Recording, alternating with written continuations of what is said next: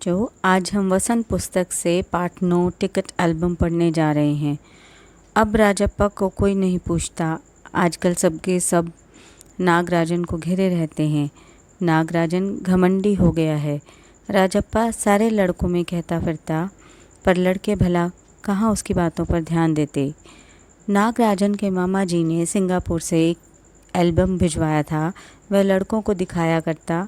सुबह पहली घंटी के बजने तक सभी लड़के नागराजन को घेर कर एल्बम देखा करते। आधी छुट्टी के यानी कि हाफ टाइम के वक्त भी उसके आसपास लड़कों का जमघट यानी झुंड या समूह लगा रहता। कई लोग टोलियां यानी ग्रुप में उसके घर तक हो आए। नागराजन शांतिपूर्वक सभी को अपना एल्बम दिखाता, पर किसी को हाथ नहीं लगाने देता। एल्बम को गोद में रख लेता और एक एक पन्ना पलटता। लड़के बस देखकर खुश होते। और तो और कक्षा की लड़कियां भी उस एल्बम को देखने के लिए उत्सुक यानी जानने की इच्छा थी। पार्वती लड़कियों की अगुआ यानी लीडर बनी और एल्बम मांगने आई। लड़कियों में वही तेज तर्रार मानी जाती थी। नागराजन ने कवर चढ़ाकर एल्बम उसे दिया। शाम तक लड़कियां एल्बम देखती रही, फिर उसे वापस कर दिया। अब राजप्पा के एल्बम को कोई पूछने वाला नहीं था। वाकई उसकी शान अब घट गई थी। राजप्पा के एल्बम की लड़कों में काफ़ी तारीफ हो रही थी। मधुमक्खियों की तरह उसने एक एक करके टिकट जमा किए थे। उसे तो बस एक ही धुन सवार थी। सुबह 8 बजे वह घर से निकल पड़ता। टिकट जमा करने वाले सारे लड़कों के चक्कर लगाता। 2 ऑस्ट्रेलिया के टिकटों के बदले फिनलैंड का एक टिकट लेता।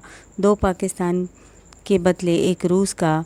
बस शाम जैसे ही घर लौटता, बस्ता कोने में पटक कर अम्मा से चबेना लेकर निक्कर की जेब में भर लेता और खड़े खड़े कॉफ़ी पीकर निकल जाता। 4 मील दूर अपने दोस्त के घर से कनाडा का टिकट लेकर पगडंडियों में होकर भागता, मतलब साइड के रास्ते से। स्कूल भर में उसका एल्बम सबसे बड़ा था। सरपंच के लड़के ने उसके एल्बम को 25 रुपये में ख़रीदना चाहा, पर राजप्पा नहीं माना। घमंडी कहीं का। राजप्पा बड़बड़ाया था। फिर उसने तीखा जवाब दिया था, तुम्हारे घर में जो प्यारी बच्ची है ना, उसे दे दो ना 30 रुपये में। सारे लड़के ठहाका मारकर हंस पड़े थे, पर अब कोई उसके एल्बम की बात तक नहीं करता था। और तो और अब सब उसके एल्बम की तुलना नागराजन के एल्बम से करने लगे। सब कहते हैं राजप्पा का एल्बम फिसड्डी है, मतलब बेकार है। पर राजप्पा ने नागराजन के एल्बम को देखने की इच्छा कभी नहीं प्रकट की। लेकिन जब दूसरे लड़के उसे देख रहे होते तो वह नीची आंखों से देख लेता। सचमुच नागराजन का एल्बम बेहद प्यारा था, पर राजप्पा के पास जितने टिकट थे उतने नागराजन के एल्बम में नहीं थे। पर खुद उसका एल्बम ही कितना प्यारा था, उसे छू लेना ही कोई बड़ी बात थी। इस तरह एल्बम वहाँ थोड़ी मिलेगा। एल्बम के पहले पृष्ठ पर मोती जैसे अक्षरों में उसके मामा ने लिख भेजा था, AM नागराजन। इस एल्बम को चुराने वाला बेशरम है। ऊपर लिखे नाम को कभी देखा है? यह एल्बम मेरा है। जब तक घास हरी है और कमल लाल है, सूरज जब तक पूर्व से उगे और पश्चिम में छिपे, उस अनंत काल तक के लिए यह एल्बम मेरा है। लड़कों ने उसे अपने एल्बम में उतार लिया। लड़कियों ने झट कॉपियाँ और किताबों में टीप लिया, मतलब उसको कॉपी कर लिया। तुम लोग यह नकल क्यों करते हो, नकलची कहीं के, यानी कि चीटर कहीं के। राजप्पा ने लड़कों को गुड़की दी, मतलब उनको धमकाया। सब चुप रहे, पर कृष्णन से नहीं रहा गया। जा जलता है, ईर्ष्यालु कहीं का, मतलब जेलस कहीं का। मैं काहे को जलूं? जले तेरा खानदान। मेरा एल्बम उसके एल्बम से कहीं बड़ा है। राजप्पा ने शान बघारी, मतलब अपनी शान दिखाई। अरे उसके पास जो टिकटें हैं वह हैं कहीं तेरे पास? सब क्यों? बस एक इंडोनेशिया का टिकट दिखा दो। अरे पानी भरोगे? हाँ, कृष्ण ने छेड़ा। पर मेरे पास जो टिकट हैं वह कहाँ है उसके पास? राजप्पा ने फिर ललकारा। उसके पास जो टिकट हैं वही दिखा दो। कृष्णन भी कम नहीं था। ठीक है, 10 रुपये की शर्त, मेरे वाले टिकट दिखा दो। तुम्हारा एल्बम कूड़ा है, यानी डस्टबिन है। कृष्णन चीखा। हाँ कूड़ा। लड़के जैसे कोरस गाने लगे, मतलब ग्रुप में गाने लगे। राजप्पा को लगा अपने एल्बम के बारे में बातें करना फालतू है। उसने कितनी मेहनत और लगन से टिकट बटोरे हैं, मतलब इकट्ठा किए हैं। सिंगापुर से आए एक पार्सल ने नागराजन को एक ही दिन में मशहूर कर दिया, मतलब फेमस बना दिया। पर दोनों में कितना अंतर है, ये लड़के क्या समझेंगे। राजप्पा मन ही मन कुढ़ रहा था, मतलब गुस्सा हो रहा था। स्कूल जाना अब खलने लगा, मतलब उसे अच्छा नहीं लगने लगा था और लड़कों के सामने जाने में उसे शर्म आने लगी। आमतौर पर शनिवार और रविवार को टिकट की खोज में लगा रहता, परंतु अब घर घुसा हो गया था। घर घुसा हो गया था मतलब अब घर में ही रहने लग गया था। दिन में कई बार एल्बम को पलटता रहता, रात को लेट जाता, सहसा जाने क्या सोचकर उठता। ट्रंक खोलकर, मतलब लोहे का एक बॉक्स होता है सूटकेस टाइप, उसमें उसने एल्बम को रखा था। एल्बम निकालता और एक बार पूरा देख जाता। उसे एल्बम से चिढ़ होने लगी थी। उसे लगा एल्बम वाकई कूड़ा हो गया है। उस दिन शाम को जैसे तय कर लिया था, वह नागराजन के घर गया। अब कोई कितना अपमान सहे, नागराजन के हाथ अचानक एक एल्बम लगा।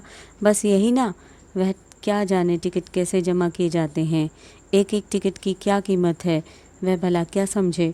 सोचता होगा टिकट जितना बड़ा होगा वह उतना ही कीमती होगा, या फिर सोचता होगा बड़े देश का टिकट कीमती होगा, वह भला क्या समझे।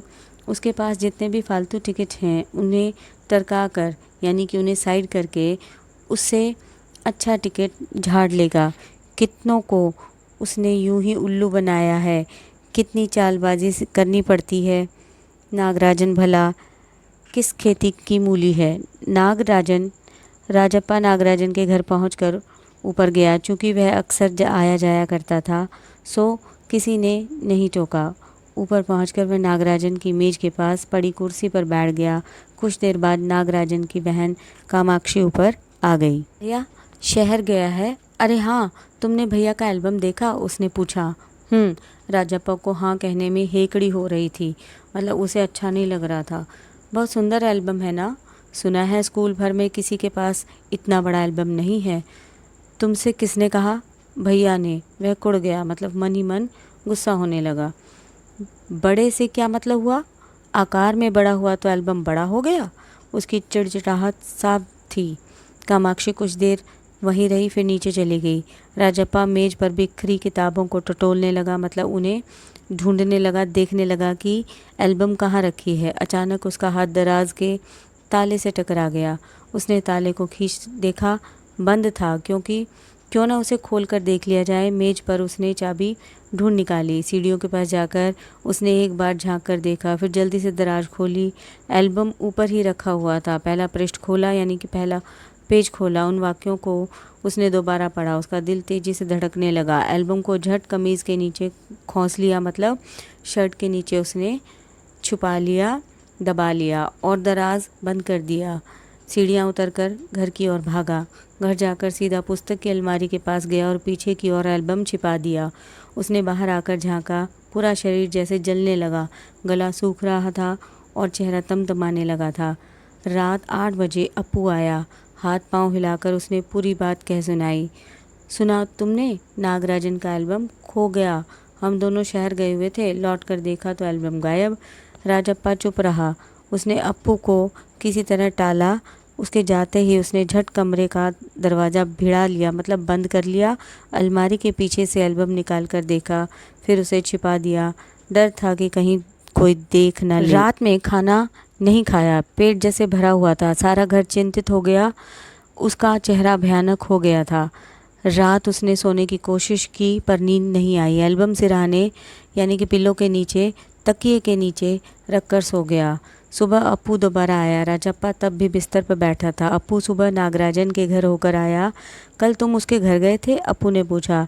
राजप्पा की सांसें जैसे ऊपर की ऊपर और नीचे की नीचे रह गई, मतलब राजप्पा घबरा गया।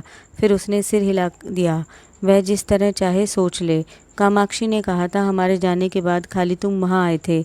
अप्पू बोला। राजप्पा को समझते देर नहीं लगी कि अब सब उस पर शक करने लगे हैं। कल रात से नागराजन लगातार रोए जा रहा है। उसके पापा शायद पुलिस को खबर दें, अप्पू ने फिर कहा। राजप्पा फिर चुप रहा। उसके पापा डीएसपी के दफ्तर में ही तो काम करते हैं, बस वह पलक झपक दें और पुलिस की फोर्स हाजिर। अप्पू जैसे आग में घी डाल रहा था। यह तो भला हुआ कि अप्पू का भाई उसे ढूंढता हुआ आ गया और अप्पू चलता बना। राजप्पा के पापा दफ्तर चले गए थे। बाहर का किवाड़ यानी कि दरवाज़ा बंद था। राजप्पा अभी तक बिस्तर पर बैठा था। आधा घंटा गुजर गया और वह उसी तरह बैठा रहा। तभी बाहर की सांकल खड़की मतलब डोर पर नोक हुई। पुलिस? राजप्पा बुदबुदाया, अपने आप में विस्पर कर रहा था। भीतर सांकल लगी थी, अंदर मतलब लॉक लगा हुआ था, बोल्ट किया हुआ था डोर को। दरवाज़ा खटकने की आवाज़ तेज हो गई। राजप्पा ने तकिए के नीचे से एल्बम उठाया और ऊपर भागा। अलमारी के पीछे छिपा दे।